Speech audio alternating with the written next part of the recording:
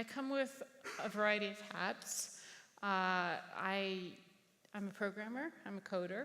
In addition to my background in research, I have knowledge of human subjects research and arcana around legal and ethical stuff that interests me, and I'm an advocate. And so with those warning labels, I guess I'll get started. When picking the title to this talk, I wanted to start with personal data and go to collective, and I wasn't sure about the last word. Do I want power? Do I want good? Do I want action? What it does matter to me is that collective element, because no person is an island in the environment of big data.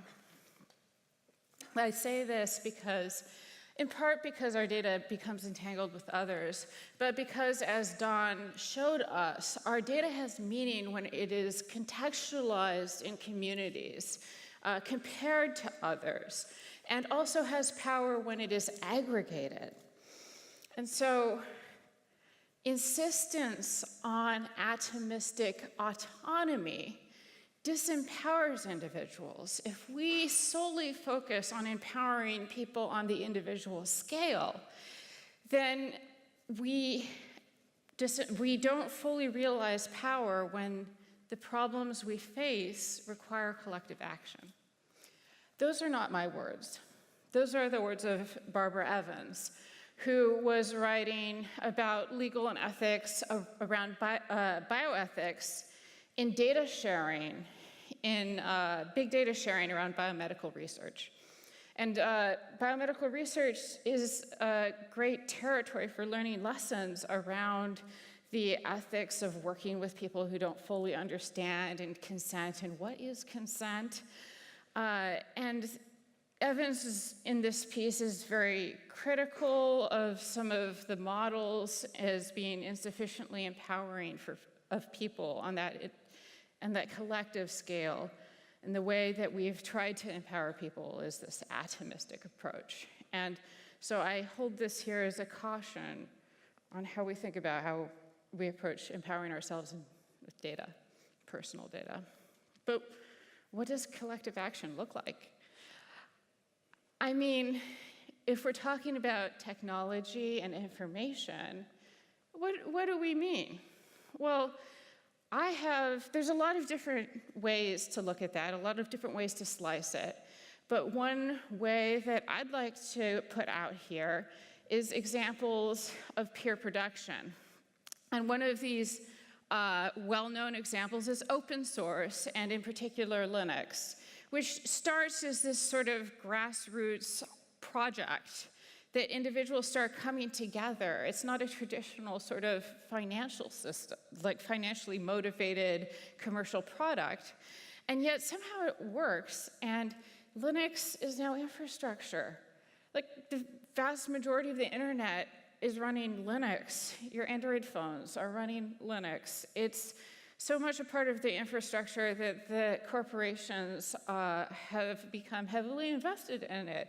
And it is now a shared good, not just on some sort of individual hobby project level, but on like an economic level. Another one is Wikipedia.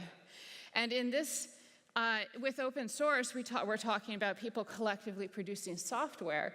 Wikipedia is open source, but what is collectively produced here is information. And this is the 5th most popular site on the web. These are both examples of what Yochai Benkler calls commons-based peer production.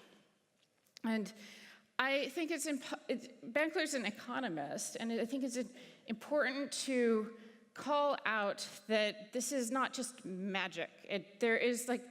He looks at these systems and he asks, as an economist, how does that happen? But also looks at the potential opportunities it creates. It creates an environment where, by doing things collectively, one actually empowers individuals to have more autonomy, that they become more engaged and informed, and we hope that this may promote a more equitable approach. It's not the full solution, but when the technology is collectively produced, and collectively controlled, those are powerful things. It doesn't come from like magic. When we think about these grassroots efforts, you might think like, oh, it just takes a lot of enthusiasm. No. When he thinks about this, and with other economists and people studying this think about it, they think about what are the features you need to design a system that's actually going to succeed in peer production. It needs to, some of the success stories around peer production are around things like functional products. There was Wikipedia's producing functional elements of information for articles. Another example is OpenStreetMap. It's a functional product. And my personal data has a lot of functionality to it. Modularity is important. People need to be able to contribute to this ecosystem in a way where they don't have to like contribute to all of it at once. They can contribute to a very discrete module. And importantly, the contributors, the stakeholders, and people that grow an ecosystem should be anti-rival, the opposite of rivalrous, where each person that contributes something new to that ecosystem is benefiting everyone else, either in a diffuse manner or in a specific manner because other specific stakeholders are benefiting. So that's the context I wanted to set up for Open Humans, which is this project that I co-founded, and I was really motivated from my background in research. I have spent years trying to help people share their data, get their data and share it for some altruistic purpose for research. And originally with genomes, but within genomes was a microcosm for other lessons in personal data. Genomes have meaning, they're potentially identifiable, sensitive, potential good can come from our understanding of them, to the individual scale of your own health and also to a collective scale of knowledge. One of the problems that I saw in how we were doing research that frustrated me is that when we do research with personal data, like genomes, the original data holders are nearly universal gatekeepers. That can be from a study that's collected the data to a corporation that has devices or websites that's scraping data about you. And if you're a researcher that has an interesting question to ask, you're dependent on that relationship with the gatekeeper. And you can ask the gatekeeper, please share. And the gatekeeper might say, no, I can't violate privacy. Or actually, they might say something more like, pay me. Regardless of what their reasoning is, and they might have other reasonings as well, they are the decider. They get to decide whether you get to do a project that studies their data. It's not our data. And that influences what is understood and what's not. They can discourage research that's not convenient to them.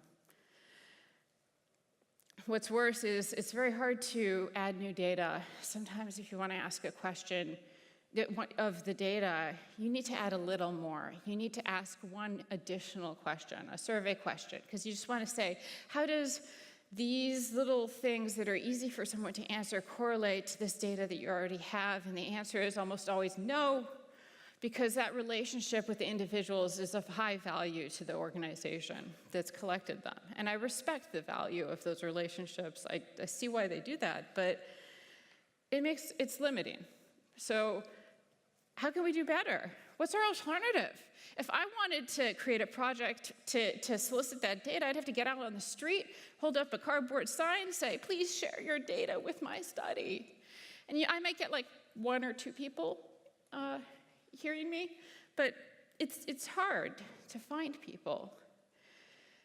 I think we're more powerful if we can gather these people together. And then when you ask, please share, you are heard by many people, and you can hear a chorus of people responding to you.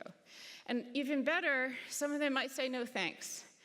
And this is great because decision is not being made by the group on a whole, and that means that you can ask for things that might not have been possible if it was something where you had to authorize it for the whole group at once, which you end up with the lowest common denominator situation. Another potential benefit that we might not realize when there's gatekeeping with a data holder is that data is not finite. What if many people could be asking? What if we made it easy?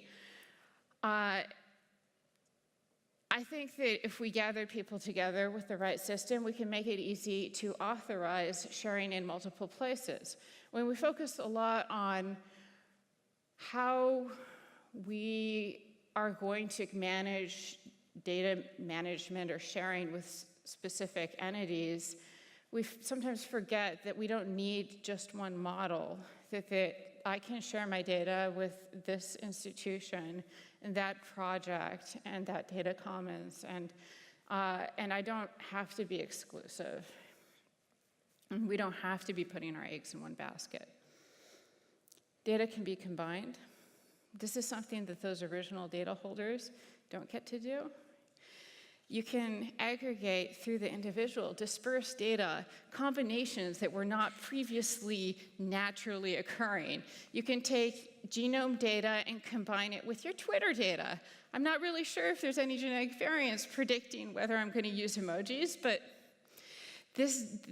the imagination might run wild here on things that we can combine that we couldn't combine before. And you may also have, so you may be able to do new things that weren't possible. Finally, data can be alive. And what I mean by that is when I get a personal data set and I don't have a connection to the person and it's not going to change, it feels dead to me.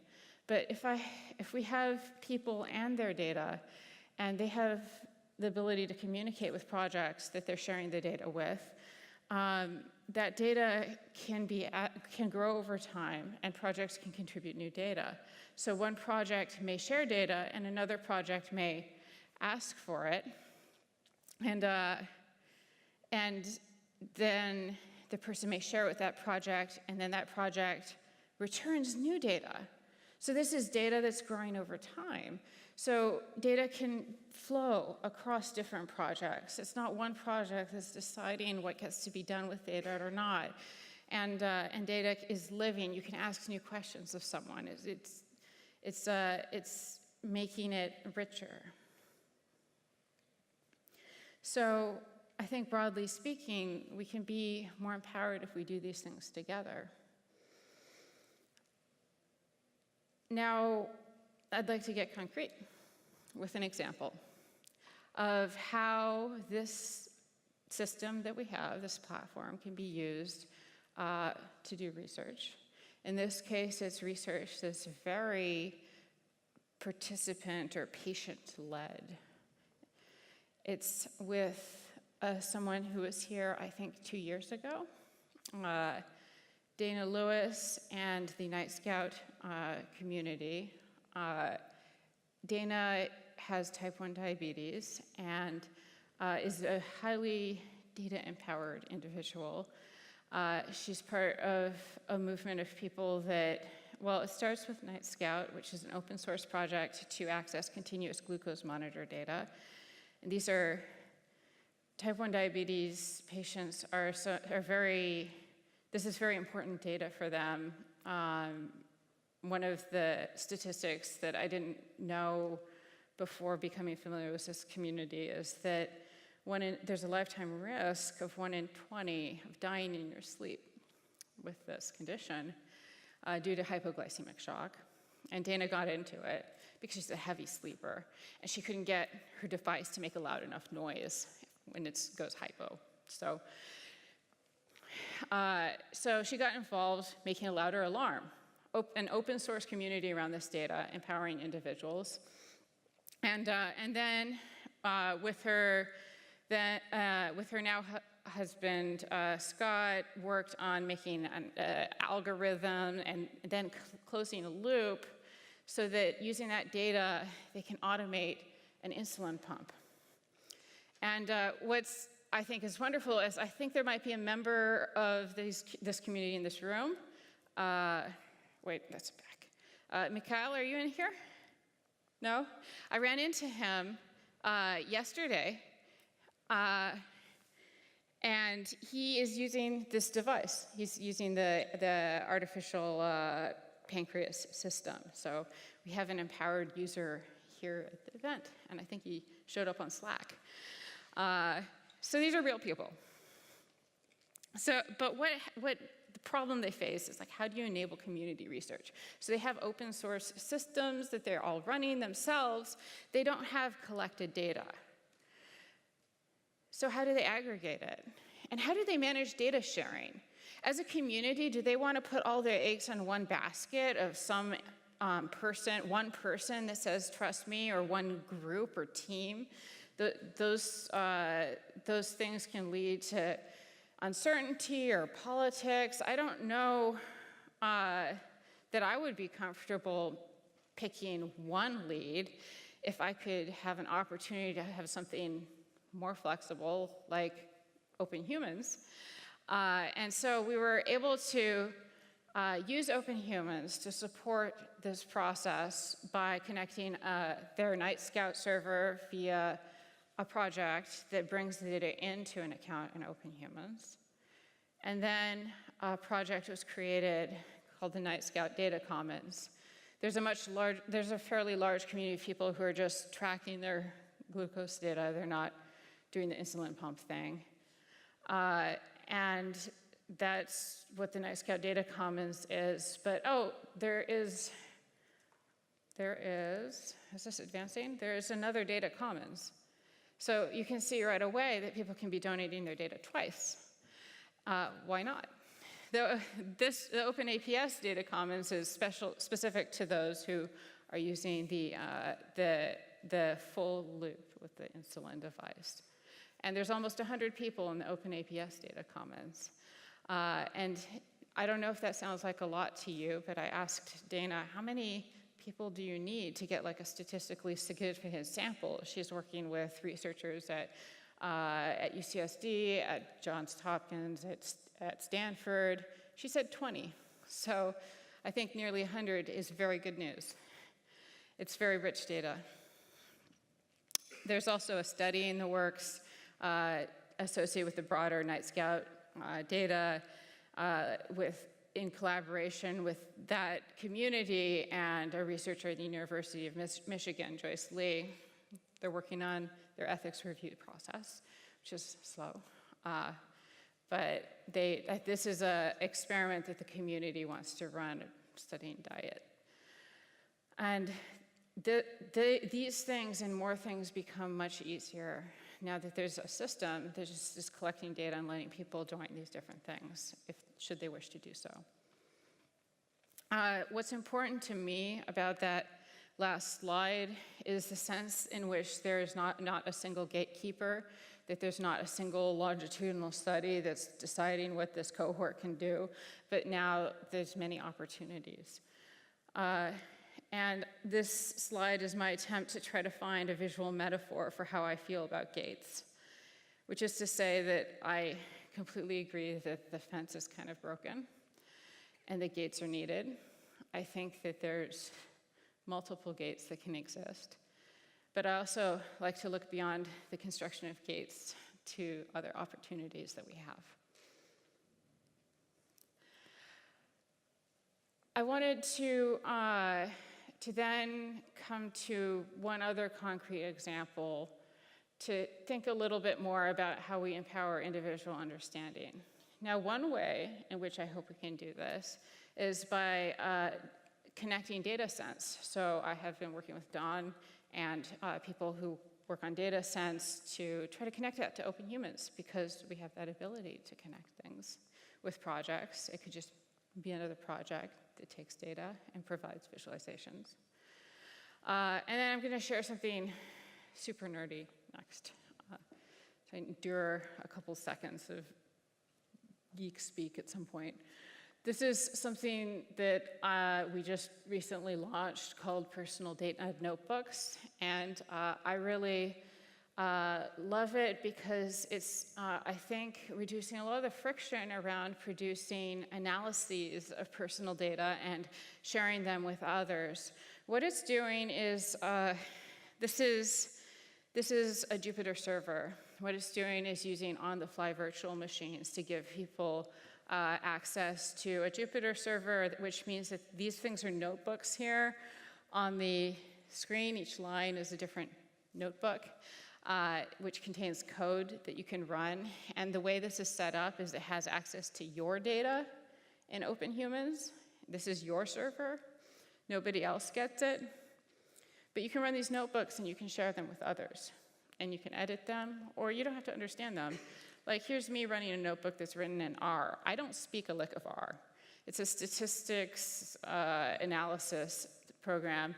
And this is me analyzing my Twitter data. We have support for Twitter data. And apparently sometime in 2017, like I really got up to my emoji game. This is my emoji count. And this was written by someone else and shared, and this code is shared, and I can run it without understanding it, and on my own data, and I don't have to share my data with him. And so I love this little project because it creates a potential ecosystem for us to create analyses without having to trust the person who wrote the code that does the analysis, to distribute those analyses and run in a reproducible environment. And then I wanted to kind of wrap up my examples around OpenHumans with another sort of person in the audience. This is Maria, who's in the front right here. And Maria's super into genetics. I'm really into genetics too, so like we hit it off the night before last in the bar, and Maria whips out her laptop and joins OpenHumans, and then loads her genetic data. And then she shares it with an analysis app. It's a sort of side project that I have that creates a genetic data report. And then she opens up the notebook programs, and she runs a notebook analysis that I had written that does like an eye color prediction. I was happy to see here in the bar, as we're hunched over the laptop with drinks, that it successfully predicted your eye color, or as blue or green. And then Maria said, well, how about we edit this to look at a genetic variant that matters to me?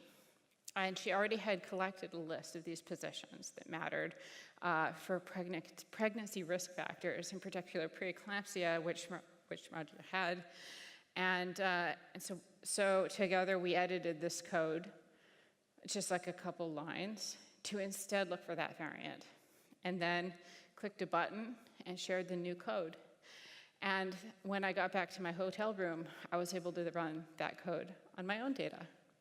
And so what I loved about this experience is that I found someone who enjoys their personal data, finds a lot of meaning in it, and in an evening at the bar, not the entire evening, it was just like a portion of this evening, we were able to go from not having known OpenHumans to creating a new forked analysis code shared with a community that does something that Maria's interested in. So with that, I'm going to kind of zoom out and try to think about the big picture again.